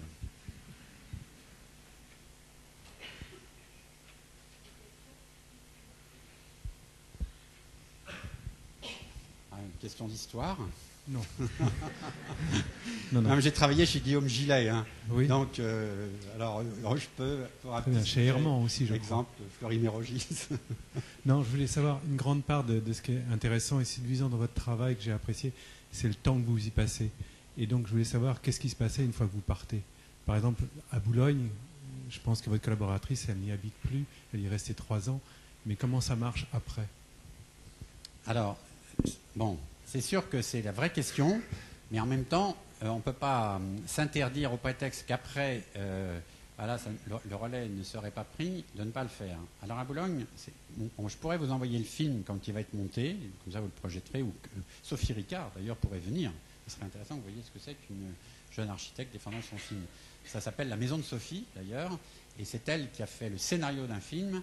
On l'a donné donc à un copain qui est un réalisateur. On a une avance du CNC, donc c'est un très beau film. À un moment donné, donc se pose cette question par les habitants qui au début pensaient qu'on était chiant, on était trop là. Après, on est devenu habitant, donc en effet, il n'y a aucune raison qu'on parte. Et à un moment donné, elle explique à cette femme là que l'on voit devant sa maison colorée, elle lui dit je vais devoir partir. Et l'autre, elle pleure. Elle a une larme, elle dit non, tu ne peux pas nous abandonner parce que jamais personne ne te remplacera. Alors, avant que Sophie arrive, il y avait une assistante sociale, et c'est quand les organismes sociaux ont décidé de retirer toutes les assistantes sociales ou les assistants sociaux des zones difficiles. On oublie qu'il y a des moments où on prend bien une décision politique qui a des conséquences. Sophie arrive, elle n'est pas l'assistante sociale, c'est ça qui est formidable, et ils la préfèrent parce qu'elle est dans un rôle citoyen et social avec eux. Elle ne les assiste pas, elle s'assiste elle-même. Donc, s'assistant elle-même, elle produit un modèle. Alors du coup, elle dit, je vais devoir m'en aller. Donc, elle pleure. Et puis, et Sophie lui dit, mais il faut bien que je trouve du travail. Et à ce moment-là, elle lui dit, t'as raison. Si, en effet, c'est pour ton travail que tu dois partir, il faut qu'on s'organise. Et donc, ils ont fait une lettre au maire pour lui demander donc la suite de Sophie. Et bon, moi, j'ai prévenu le maire avant. J'ai dit, écoute, tu vas recevoir une lettre, une pétition et tout. Il me dit, écoute, c'est la plus belle chose qui puisse m'arriver. Le corps s'est reconstitué, il revendique pour avoir quelque chose. Sincèrement, moi, j'aimerais aller voir le directeur de l'école d'architecture de Lille, quand même. Il y a plein d'étudiants qui ne peuvent pas faire d'HMO parce qu'il n'y a pas d'endroit maintenant pour faire des HMO. On pourrait passer un accord avec l'architecture de Lille. Et il y a tout le temps quelqu'un qui, habitant ici, parce qu'il y a encore 650 logements à faire, quand même. À côté, il y a une ouverture d'une commande, là. Et donc, l'idéal, ce serait ça. Donc, comme le maire, entre-temps, est devenu ministre, puisqu'il est ministre des Transports, Frédéric Cuvillier, je pense que, comme il dépend du ministère, quand même, de la construction, c'est celui du flot, je pense qu'on va essayer de faire ça. Mais en effet, voilà, tu as raison, c'est un truc, mais quand même, écoutez, il y a combien d'étudiants? Il y a 2500 étudiants, il y a 25 000 architectes, il suffirait que tous on en fasse un par an, voilà, ça fait quand même pas mal.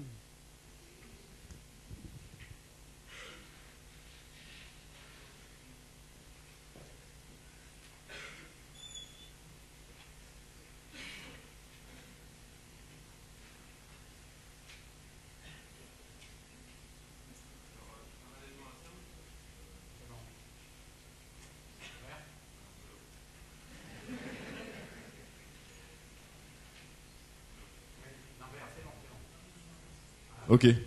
Oui. Non mais parallèlement à ça, vous inaugurez là bientôt le centre Pompidou à côté à Libourne. Donc vous en parlez pas dans... Mais...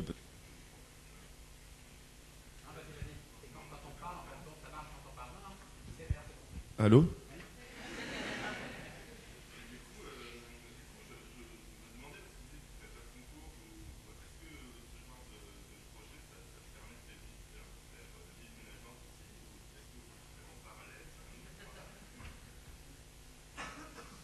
Non, bon, l'agence existe, mais on n'a jamais créé de société. On est tous en indépendant. À l'époque, on était en travailleur indépendant. Maintenant, ils sont tous en EURL. Donc, j'ai refusé toute structure. On a un local qu'on loue à plusieurs. On a donc des affaires qui arrivent dans ce local, vers ma personne ou vers d'autres maintenant. Et on s'attribue comme un peu un responsable qui prend celle-là, parce qu'elle est lourde, il faut la suivre. Et après, de qui il a besoin pour la mener. Et donc, l'agence fonctionne comme ça. Donc, c'est un contrat entre nous par opération. Alors, pour revenir sur le centre Pompidou mobile, le président du centre Pompidou voulait un Pompidou mobile. Il fallait qu'il lance un concours.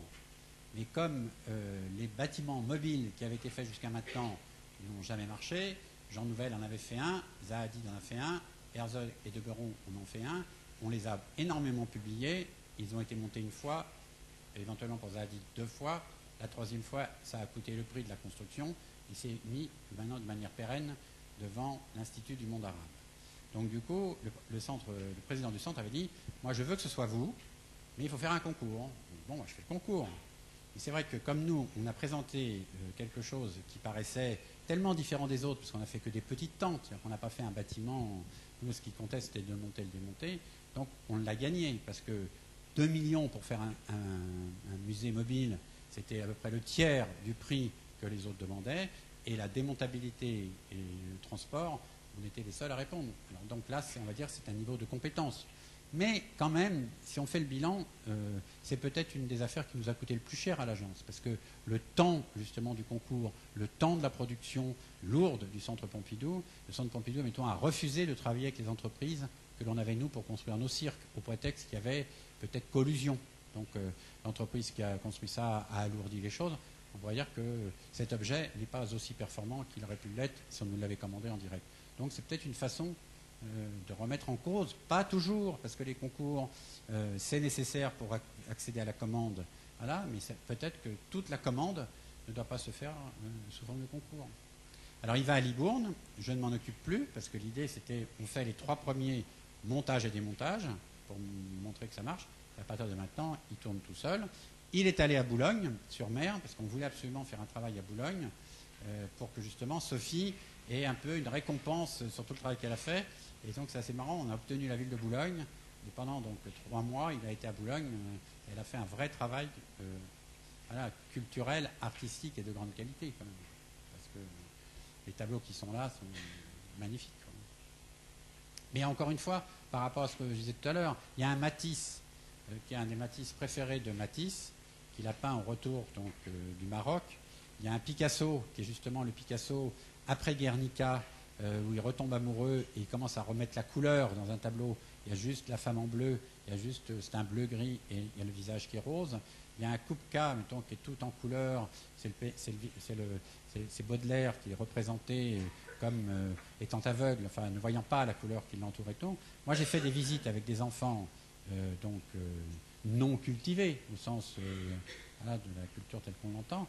Moi, j'ai vu ce que c'était que le choc de l'œuvre sur quelqu'un, au contraire, de très frais. Quoi. Donc, on peut montrer un Matisse à quelqu'un.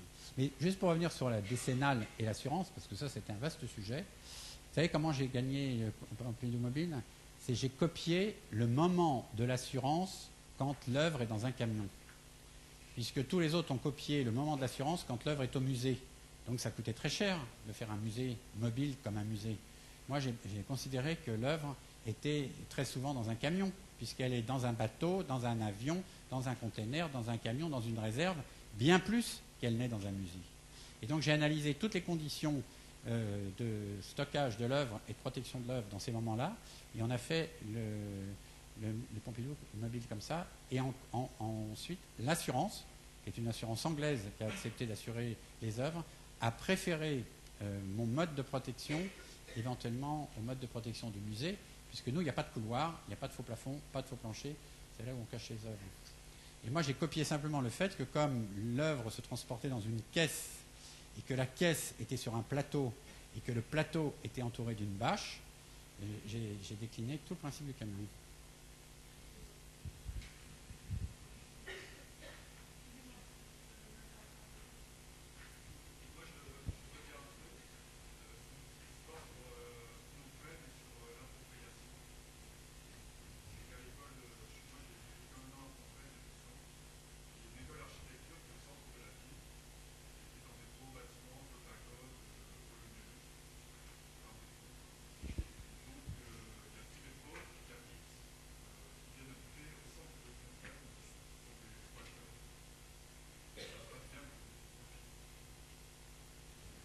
Oui, mais ce qui est assez drôle, si vous voulez, c'est que, y compris, je vous recommande, parce que je ne sais pas si vous avez vu dans le dépliant là, que l'école a fait, il y a des citations de livres, c'est pas du tout pour faire savant, mais il y a une personne qui est peu connue, qui s'appelle Fischer, qui est donc Nicolas Fischer, qui est un professeur de psychosociaux à Strasbourg, qui est un élève d'Abraham Moll, et qui a écrit énormément sur les espaces délaissés et leur appropriation.